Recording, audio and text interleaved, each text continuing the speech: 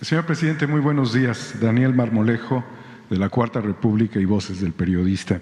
Hace 11 meses, señor presidente, exigimos de buena forma que se abrieran los medios públicos del Estado mexicano a nuevas voces.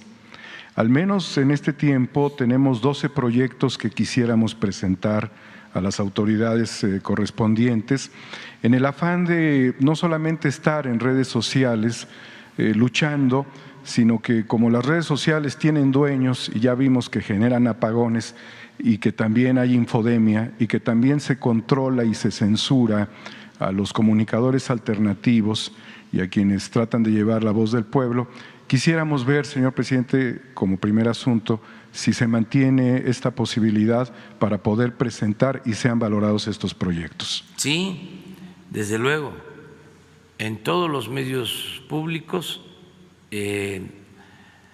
debe haber posibilidades de trabajo y de participación de periodistas, de comunicadores. Desde luego, en la medida de nuestras posibilidades, pero sí debe de procurarse que haya estas oportunidades de participar en medios públicos. Y tenemos, en efecto, que estar creando medios alternativos de comunicación.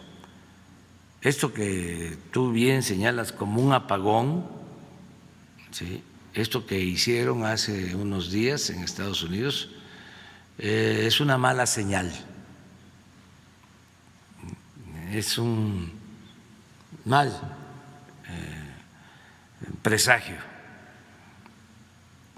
de que deciden empresas particulares silenciar, censurar. Eso va en contra de la libertad. Entonces, no se vaya a estar creando un gobierno mundial con el poder de el control de las redes sociales, un poder mediático mundial, además un tribunal de censura como la Santa Inquisición, pero para el manejo de la opinión pública. Es gravísimo.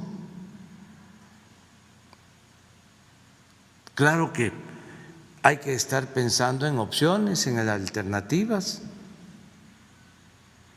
porque sí, yo creo que fue un antes y un después en el caso de las redes sociales, lo que sucedió hace unos días. Luego leí la carta del dueño de Face y lo sentí con mucha prepotencia, con mucha arrogancia, o sea, hablando de sus normas y que la libertad y el derecho a la información y el papel de las autoridades legal y legítimamente constituidas.